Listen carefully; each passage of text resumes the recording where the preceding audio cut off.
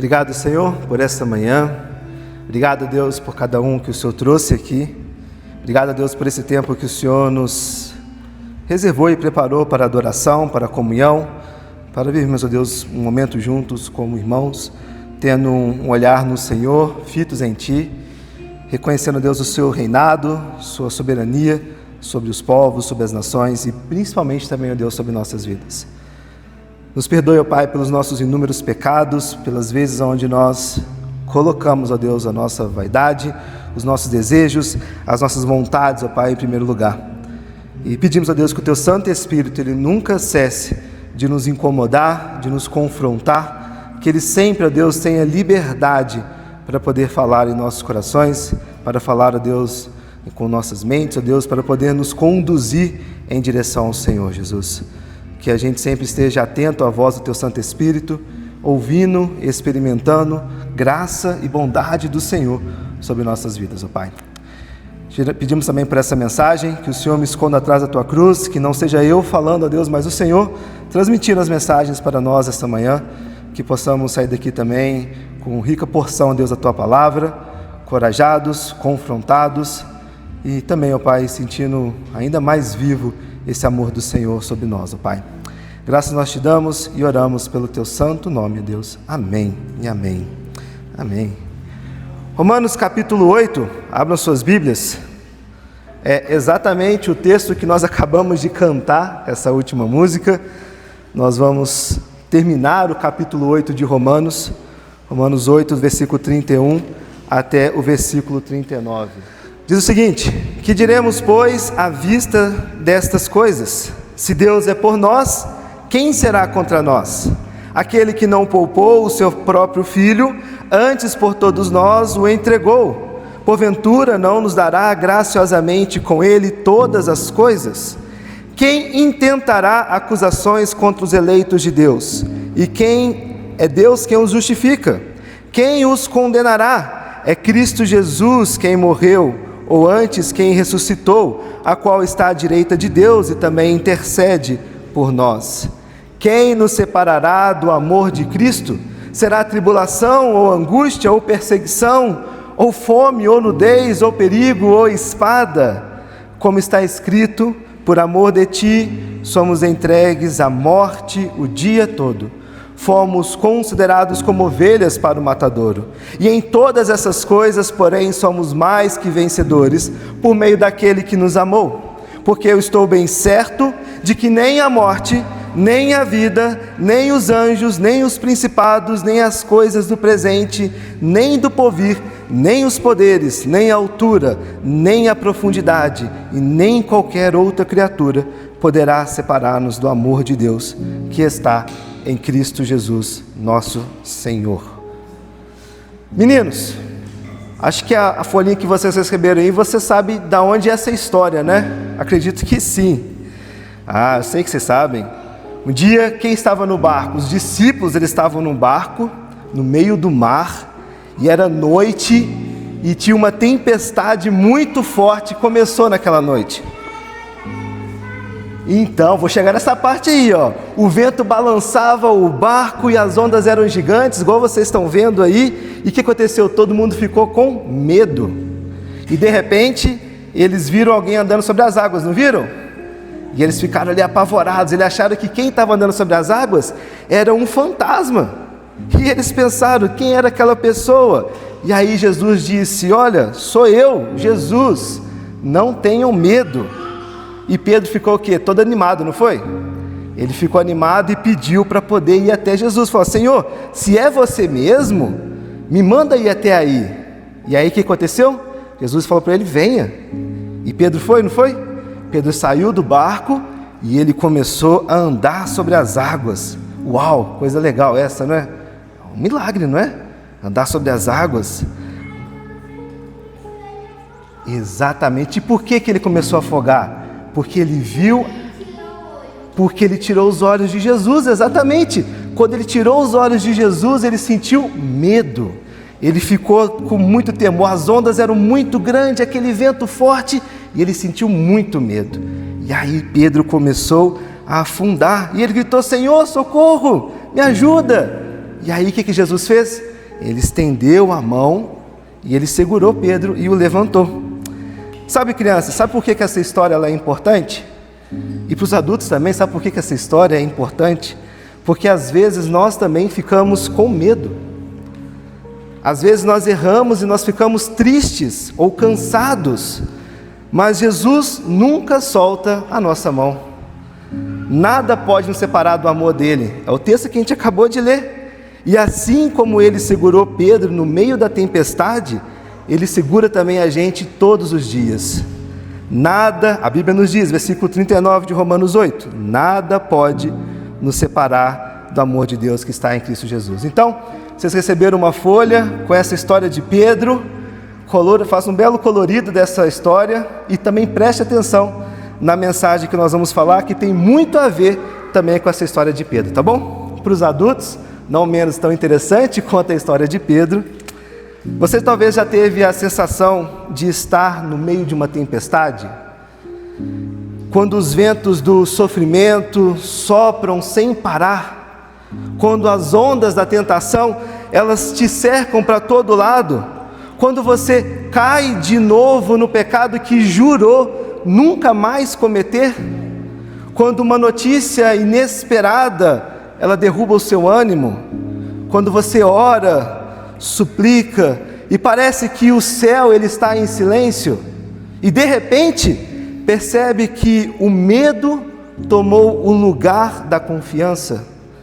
É nesses instantes, queridos, que a culpa ela sussurra em nossos ouvidos. Deus deve estar cansado de você, ó pecador, Deus não te ama. Olha só, de novo você fazendo tudo isso, depois de tudo que Ele já fez por você, você começa a se render de novo a tudo isso? Será que Ele ainda está por você? Será que Ele não desistiu de você?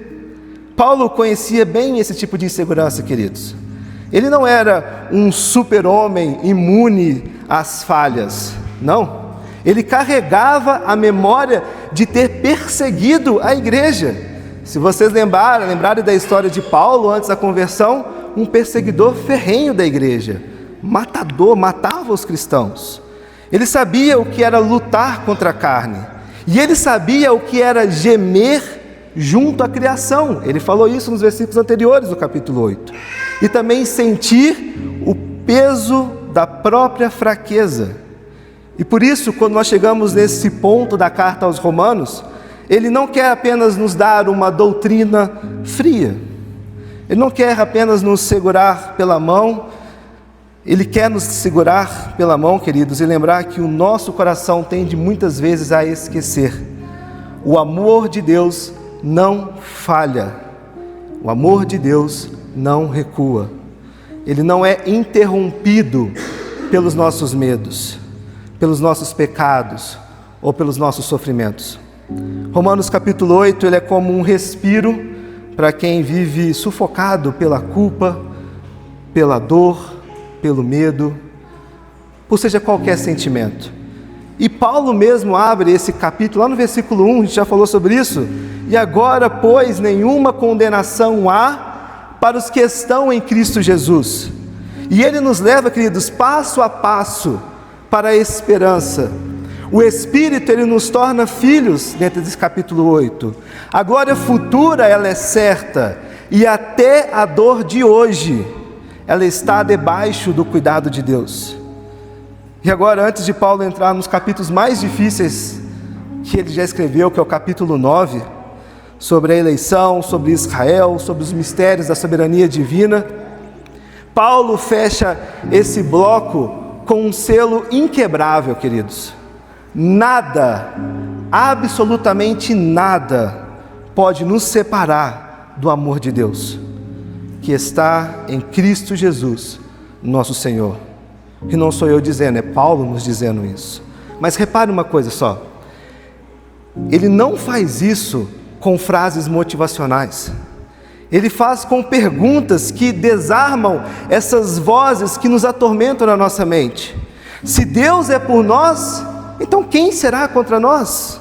Se Ele não poupou o seu próprio Filho, como não nos daria todas as coisas? Quem nos acusará Quem nos condenará? Quem nos separará do amor de Cristo? São perguntas, queridos, que falam diretamente com os nossos medos mais profundos. Eu não sei você, mas comigo falam.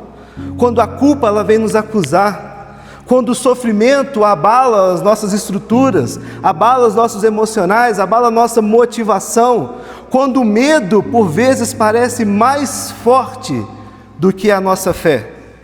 Paulo nos faz aqui olhar para a cruz, olhar para o sacrifício de Jesus, olhar para o Cristo ressuscitado, e ele nos lembra que o Deus que começou a obra não vai desistir no meio do caminho. Para quem é essa mensagem de hoje? Essa mensagem de hoje é para nós que talvez sejamos cansados de lutar, para nós que por vezes buscamos alívios rápidos e depois nós só encontramos vergonhas dos nossos pecados, para nós que nos sentimos fracos, como Pedro, que afundou nas águas, mesmo vendo Jesus, quando ele tirou os olhos de Cristo, ele afundou. Para nós que olhamos para as nossas famílias sobrecarregadas, para os problemas de relacionamento, para os problemas dentro do casamento, para corações inseguros, talvez para contas bancárias zeradas, ou no negativo. Esse texto de hoje, queridos, ele é uma resposta de Deus para todos esses medos. E Paulo vai nos mostrar isso em dois grandes movimentos. O primeiro, que ninguém pode revogar o que Deus já fez por nós. E o segundo, nada pode nos separar desse amor de Cristo. Esse primeiro movimento, verso 31 até o 34. Depois de tudo que Paulo já mostrou em Romanos capítulo 8, que o Espírito nos livrou da condenação, que agora nós somos filhos de Deus, de que a glória futura ela está garantida e que até as dores cooperam para o bem daqueles que amam a Deus, falamos isso semana retrasada. Ele faz uma pausa e nos pergunta: que diremos, pois, à vista de todas essas coisas? Depois de tudo isso, o que nos resta fazer? É como se ele dissesse: olha, depois de você ver tudo isso, depois de contemplar um Deus que cuida de até dos menores detalhes da sua salvação, o que mais resta a dizer? E então Paulo nos faz levantar os olhos para o presente e fazendo a pergunta: se Deus é por nós, quem será contra nós? Isso não é uma dúvida, queridos, isso é uma certeza. Visto que Deus é por nós, quem pode ser contra nós de forma eficaz? Sim, ainda nós temos inimigos. Nós temos o pecado que nos tenta, nós temos o diabo que nos acusa, nós temos o mundo que nos oprime, e o pior de todas, o nosso coração que por vezes nos coloca longe de Deus, todas as vezes que nós sucumbimos ao pecado. Nós somos nossos piores inimigos, ainda temos inimigos, mas pare e pense: quem pode frustrar o decreto eterno de Deus? Quem é capaz de anular uma decisão que saiu do trono do céu? Como disse o salmista lá em Salmo 118, versículo 6, o Senhor é por mim, não temerei. Quem me pode fazer o homem?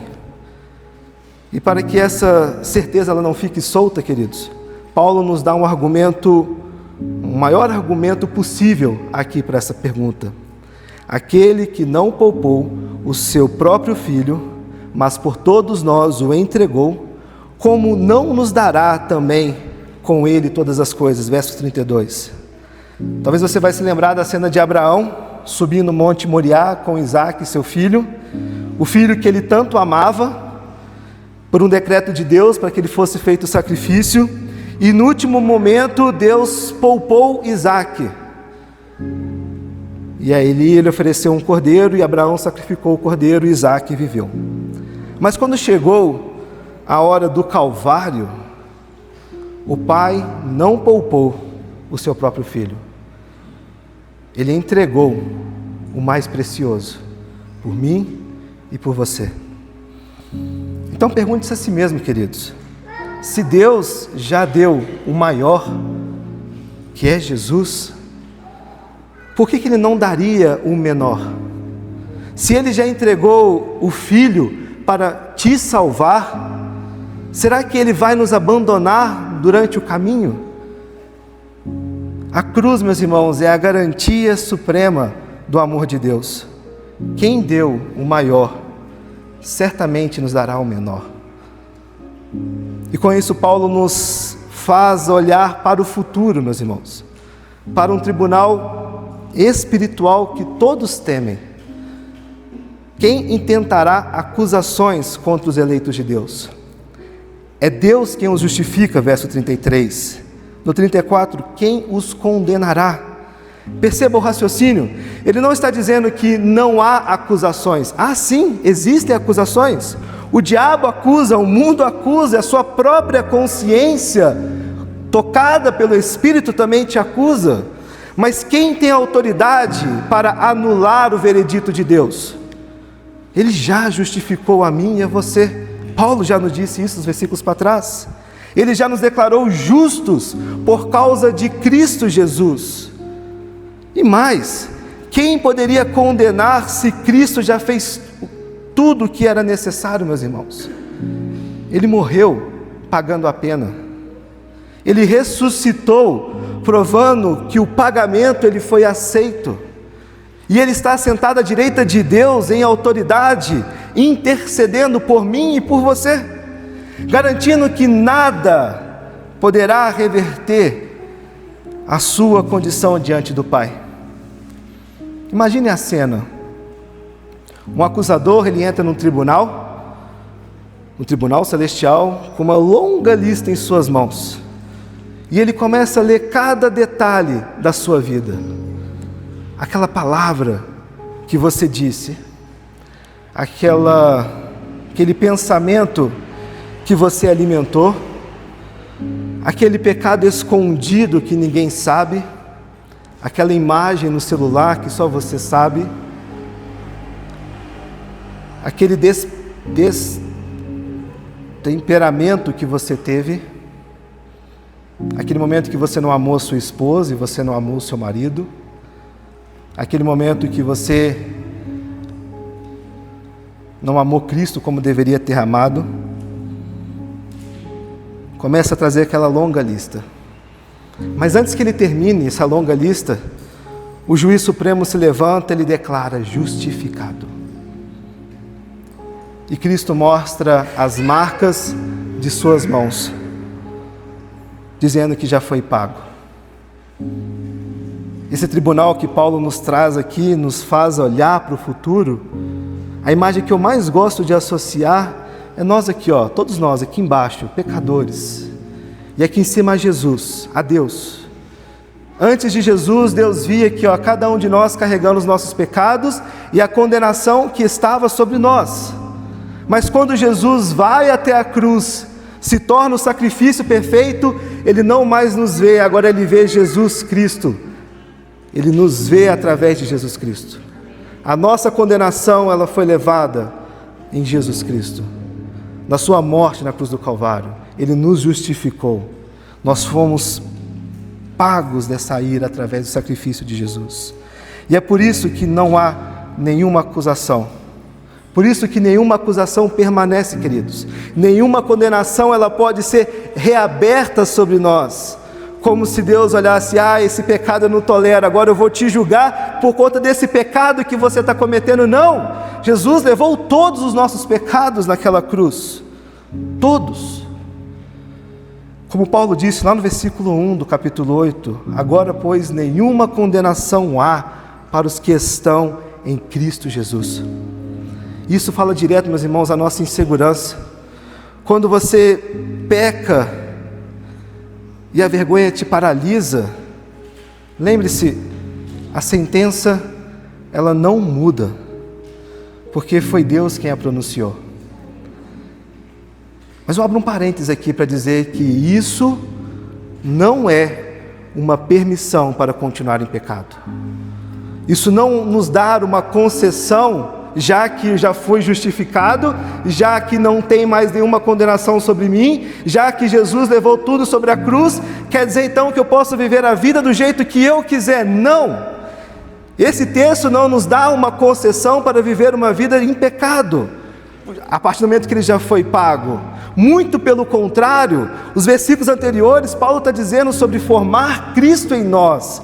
Quando nós reconhecemos essa justificação e de que não há mais nenhuma condenação pelos nossos pecados, o entendimento mais correto e vivo que deveria ser e acontecer em nossos corações é a imagem de Cristo sendo formada em nós. E aonde a imagem de Cristo é formada, ali não há espaço para o pecado, ali não há espaço para as mazelas do nosso coração, ali não há espaço para tudo aquilo que nos afastava de Jesus, ali não há espaço para isso.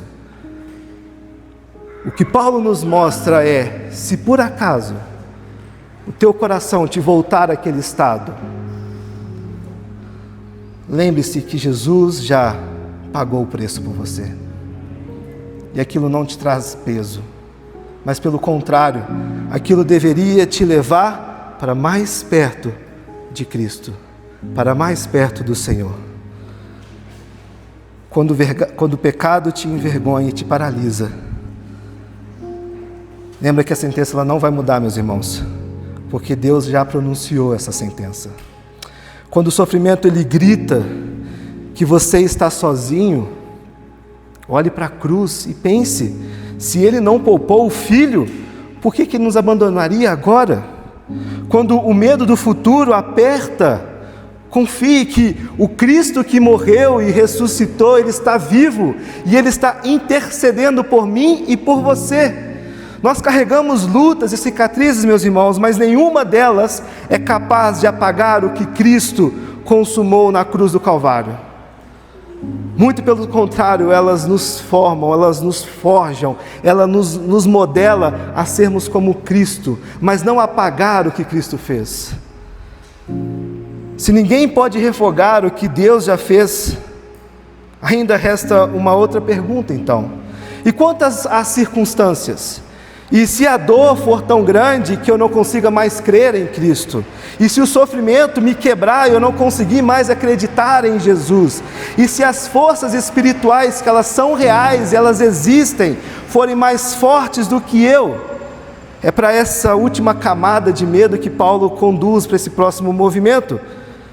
Ele vai nos mostrar que nem a dor, nem o tempo, nem o espaço, nem qualquer poder no universo poderá nos separar do amor de Cristo.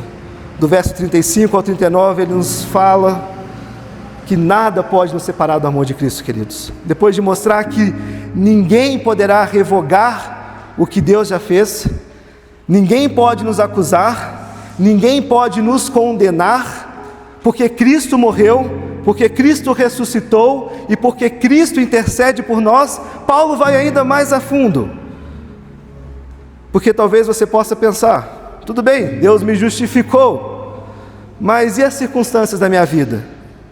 Se elas me esmagarem, se a doença me esmagar, se a morte me esmagar, se a falência me esmagar, e se o sofrimento for tão intenso que eu não consiga mais crer em Cristo, e se houver algo mais forte do que eu, algo imprevisível que me tire desse caminho, é para essa angústia que Paulo responde agora. E ele nos faz mais uma pergunta, meus irmãos. Quem nos separará do amor de Cristo, no versículo 35? Repare que Paulo não pergunta se nós podemos deixar de amar a Cristo. Não é isso que ele fala. Ele pergunta se o amor de Cristo por nós pode falhar. E para mostrar que ele não está falando de situações hipotéticas aqui, ele lista experiências reais, coisas que ele mesmo viveu. Ele vai falar tribulação, aquela pressão que vem de fora, que aperta a sua vida. Ele vai dizer sobre a angústia, o sufoco que você sente por dentro, que nem consegue explicar. Perseguição, é o olhar de ódio de quem rejeita a sua fé. Fome e nudez, a falta do básico, o medo de não ter o amanhã, perigo e espada, o risco real de perder a vida. Paulo sabia do que ele estava falando, e Paulo viveu o que ele estava falando. Em 2 Coríntios capítulo 11, ele descreve ter passado por tudo isso. E os cristãos romanos, meus irmãos, que ouviam essa carta, também sabiam que isso era muito real, porque eles viviam em um império hostil, em que matava, e que angustiava, e que trazia muitas tribulações, em que pegava os cristãos, levava para a arena para ser comidos por leões, em que decapitava os discípulos de Cristo, em que eles deveriam se reunir em tumbas, em buracos, para que não soubesse que estava ali o povo de Deus se reunindo. Eles sabiam que tudo isso era real, porque eles também viviam tudo isso. Uma expectativa se eles estariam vivos no dia de amanhã. E para mostrar que essa não é uma novidade, Paulo, no versículo 36, ele está citando Salmos 44, versículo 22, ele vai dizer: por amor de ti, somos entregues à morte todo dia, nós fomos considerados como ovelhas para o matadouro. Este salmo, ele é um lamento do povo fiel que sofria, não porque tinha abandonado a Deus, mas justamente porque amava a Deus. Paulo está dizendo: não se assuste, o sofrimento sempre acompanhou os filhos de Deus. A dor, meus irmãos, ela não é um sinal de abandono divino, mas ela é uma marca de fidelidade. Parece antagônico isso, mas ela não é um abandono. Depois de nomear todas essas experiências de dor, Paulo aqui dá uma resposta bem surpreendente. Ele não diz: vocês vão sobreviver. Ele não diz que isso vai passar rápido. Ele vai muito além. Em todas essas coisas, que coisas? Toda aquela longa lista. Porém, nós somos mais do que vencedores, por meio daquele que nos amou. Verso 37. E aqui está o paradoxo do Evangelho, meus irmãos. Nós não vencemos evitando a dor. Nós não vencemos evitando a dor, não passando pela dor, não passando pelo sofrimento, não passando pela angústia, mas nós vencemos, triunfamos no meio da dor, passando pela dor, passando pelas circunstâncias, passando pelas situações. Paulo não está dizendo que você vai sair sorrindo da dor, ele não está dizendo isso. Ele está dizendo que mesmo fraco, mesmo chorando, mesmo angustiado, o amor de Cristo transforma o que parecia derrota em uma vitória final. E essa palavra mais que vencedores que ele usa aqui significa realmente supervencer. Não é só não ser derrotado, é sair melhor do que entrou. É ver Deus pegar o que parecia o fim da história, o fim da sua situação, e que por vezes você achava que realmente era o fim, e usar aquilo como um instrumento para a sua glória. É pegar a sua angústia, é pegar a sua dor, é pegar o seu sofrimento, é pegar tudo que você está passando e transformar aquilo para a glória dele, não para a sua, não para a minha, mas para a glória dele.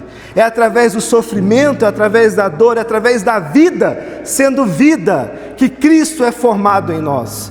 É através da vida ordinária que nós vivemos dia após dia, que é Cristo sendo formado em nós. É isso que Deus faz. Não é nos fazer passar por isso sem experimentar ou sem achar que a vida é mil maravilhas. Não, não é isso. Não é isso. E como isso é possível, meus irmãos? É possível no versículo 37, por meio daquele que nos amou.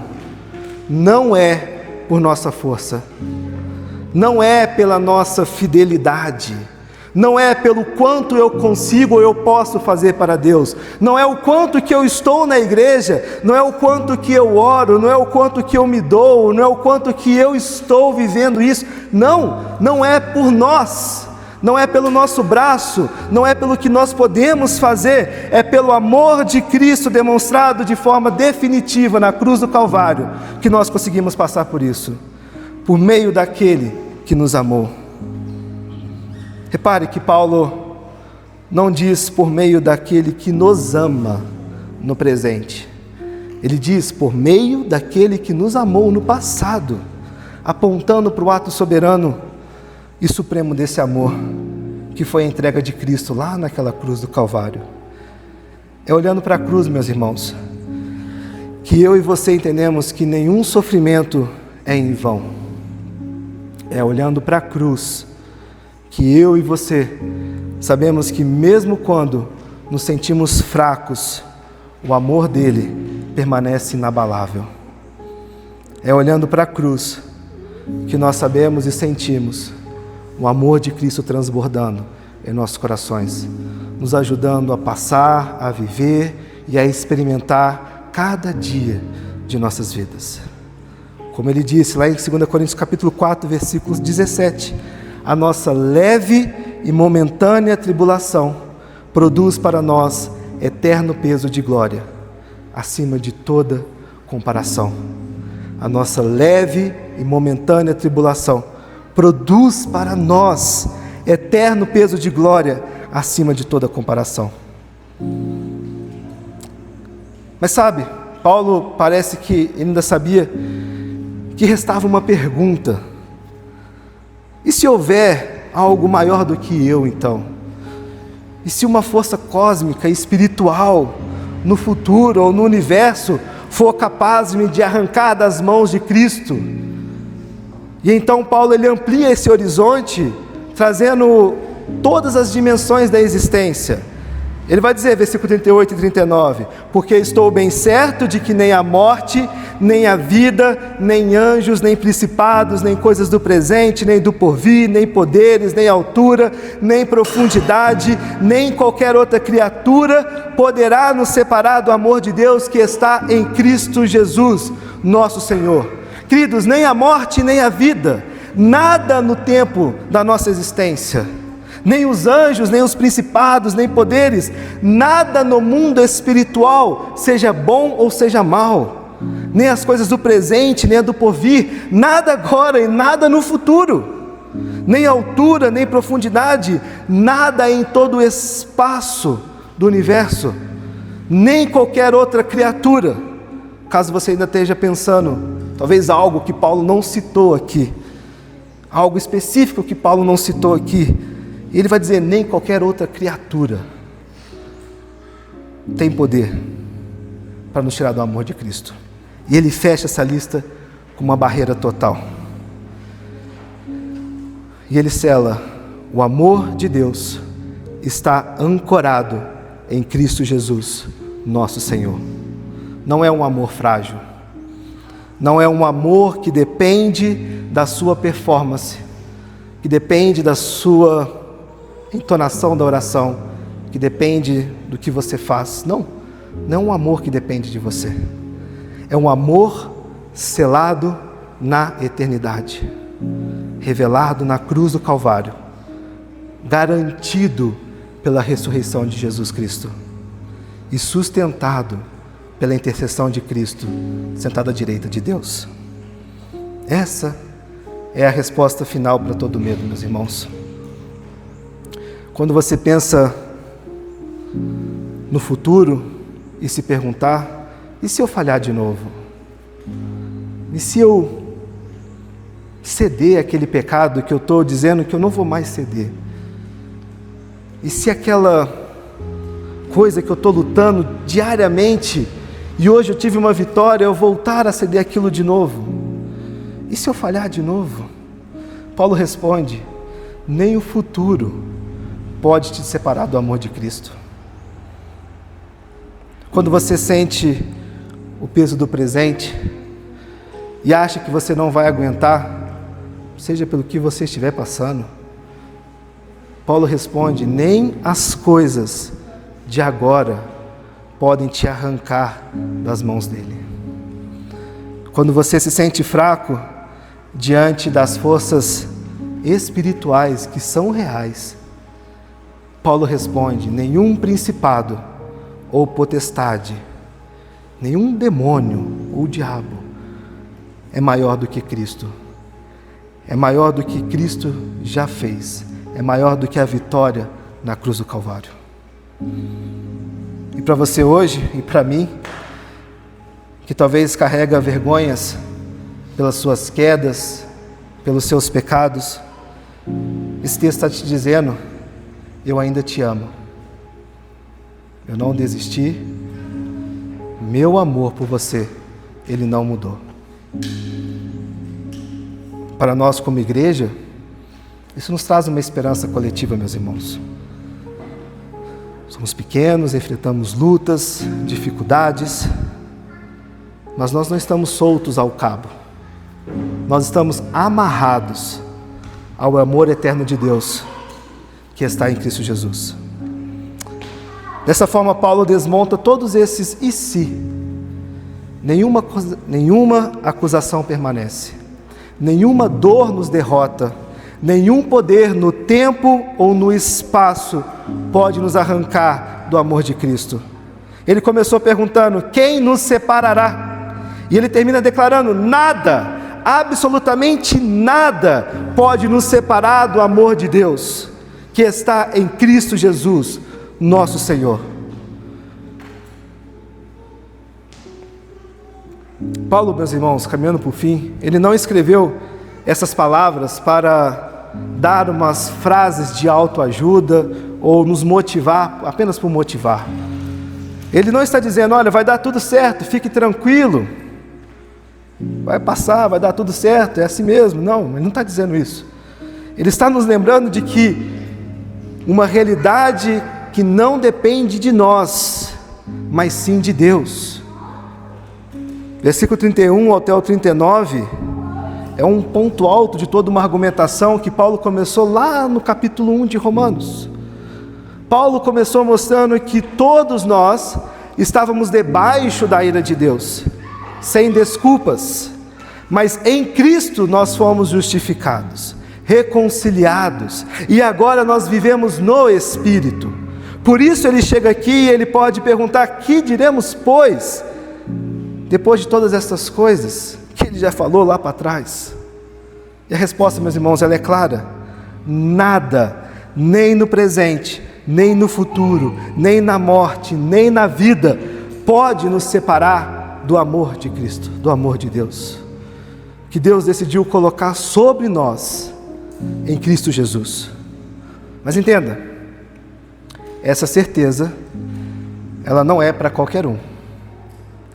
Ela é para aqueles que estão em Cristo Jesus, para aqueles que se rendem ao senhorio de Cristo, para aqueles, como Paulo vai falar, reconhecem curios o Senhor Jesus, o Senhor de suas vidas. Essa certeza é para aqueles que se arrependem dos seus pecados. Essa certeza é para aqueles que saem do governo do seu coração e deixam Cristo governar seus corações. Essa certeza é para aqueles que lutam sim contra os seus inúmeros pecados, mas reconhecem que somente por causa de Cristo Jesus há uma condição, há um futuro, há uma esperança. Esse texto, essa certeza, é para aqueles que não resistem ao senhorio de Cristo sobre suas vidas. Essa segurança, meus irmãos, ela não te dá, como já falamos, uma licença para viver de qualquer forma. Senão o próprio Paulo estaria falando contra si mesmo, lá no capítulo 6. Que diremos, pois, permaneceremos no pecado para que a graça seja mais abundante? De modo nenhum. Mesmo reconhecendo o senhorio de Cristo em nossas vidas, e o pecado gritando em nossos corações, a dor gritando em nossas vidas, nós ainda vamos viver no pecado? De modo nenhum. Nós vamos usar da graça de Deus para nos fazer e promover estar mais perto de Cristo Jesus. Não longe dele, mas perto de Cristo. Essa segurança, meus irmãos, não é um convite ao comodismo. Muito pelo contrário. Ela é a base para você perseverar. Por que perseveramos? Porque somos formados à imagem de Cristo, que ele fala nos versos anteriores. Sabendo que mesmo quando nós falhamos, mesmo quando nós sofremos, mesmo quando as coisas não acontecem da forma como nós estamos imaginando, ou julgando, ou achando que deveria estar acontecendo, Deus não desiste de formar Cristo em mim e em você. Deus não desiste de formar a imagem do seu Filho em nós. Ele vai usar de tudo isso para justamente formar a imagem de Cristo em nós, naqueles que reconhecem o seu governo sobre suas vidas. E Paulo vai mostrar, meus irmãos, a partir do capítulo 9, que essa fidelidade ela não é só para indivíduos. Se Deus é fiel com cada crente, Ele também é fiel com o seu povo, com o seu plano de redenção, porque um Deus que ama sim, Ele não falha em nada, em nada. Ele não falha em nada que prometeu. Romanos 8 não é o fim da conversa, pelo contrário, é o elo que liga essa segurança pessoal nossa, do cristão, ao propósito maior de Deus na história, meus irmãos. Por vezes, nós pensamos que o amor de Deus, ele é tão frágil quanto o nosso. Por causa dessa nossa natureza pecaminosa, às vezes nós julgamos e pensamos que Deus nos ama nessa mesma natureza que nós temos, nessa fragilidade. Achamos que Ele vai olhar para nós e dizer: agora chega, cansei de você, cansei desse pecador miserável. Não, mas Ele não é assim. Ele não é como nós, meus irmãos. O Deus eterno, Ele não muda de ideia. O amor dEle não falha. Então, diante de tudo isso, como você vai responder hoje? Se você está cansado, inseguro, sentindo culpa, olhe para Cristo. Ele já morreu e Ele já ressuscitou, e Ele intercede por mim e por você. Se você está com medo do futuro, ansioso com o que pode vir, com as circunstâncias, com o trabalho, com seus filhos, com esse país, com as taxações, com o desemprego, com as crises, com coisas que você nem sequer controla, e as que controla, às vezes controla mal. Lembre-se que nem o presente, nem o porvir, nem a altura, nem profundidade podem te separar do amor que Deus colocou sobre você. E se você tem resistido ao senhorio de Cristo, saiba que hoje é dia de se render. Porque essa segurança, ela não é para quem vive longe dele, mas é para quem está nele. Venha para Cristo e você será seguro para sempre. Permaneça em Cristo e nada, nem sofrimento, nem pecado, nem poderes poderá quebrar o seu amor. Confie no Cristo que começou a boa obra e que vai completá-la até que a imagem do seu Filho seja plena em você. Isso acontecerá na eternidade, não aqui, na eternidade. Porque no fim das contas, queridos, a verdadeira vitória, ela não está em nós, ela está em Jesus. E é por isso que, com reverência, não com um triunfalismo humano aqui, mas com uma humildade e confiança, nós podemos declarar junto com Paulo: porque estou bem certo que nada poderá nos separar do amor de Deus que está em Cristo Jesus, nosso Senhor. Um amor que não apenas garante o destino, mas um amor que governa cada passo do nosso caminho. Que o amor de Cristo, meus irmãos, transborde em seus corações quando tudo ao seu redor te fizer não querer confiar nele. Que o Espírito de Deus tenha liberdade no seu coração.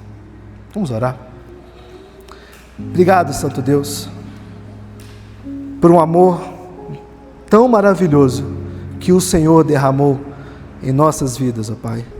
Obrigado, Senhor, pela Tua obra maravilhosa na cruz do Calvário. Obrigado, ó Deus, pelo Seu sacrifício vivo e real, realizado naquela cruz do Calvário, Pai. Obrigado, ó Deus, porque o Senhor nos dá uma certeza ao nos reconhecermos e nos rendermos, ó Pai, ao Teu governo, ao Teu senhorio, de que nada, ó Deus, nada pode nos separar deste amor, ó Pai. Que essa certeza, ó Deus, ela reverbere em nossos corações, quando o mundo, quando as circunstâncias, quando o diabo, quando nós mesmos, ó Deus, tentarmos nos enganar do seu amor, que nós possamos lembrar, ó Pai, lembrar do seu sacrifício, lembrar da sua obra, ó Deus, lembrar do seu sacrifício por nós, Deus, que é vivo, é verdadeiro, ó Deus, e nos traz esperança de que tudo o que acontece em nossas vidas, acontece para poder formar o seu caráter em nós, ó Deus. E se há, ó Deus, alguém aqui essa manhã, que está em dúvida, ó Deus, quanto a essa certeza, que o Senhor visite, ó Pai, cada coração, que o Senhor conforme, ó Deus, que o Senhor confronte e que o Senhor traga essa confirmação, ó Pai, e que essa certeza ela possa transbordar, ó Deus, entendendo que o Senhor, que o seu governo é infinitamente melhor do que qualquer outra coisa que o mundo possa nos oferecer, Jesus. Obrigado, Pai, obrigado por esse amor maravilhoso que nós podemos receber de Ti, Jesus. Graças nós te damos por tudo e oramos em Teu santo nome. Amém, amém.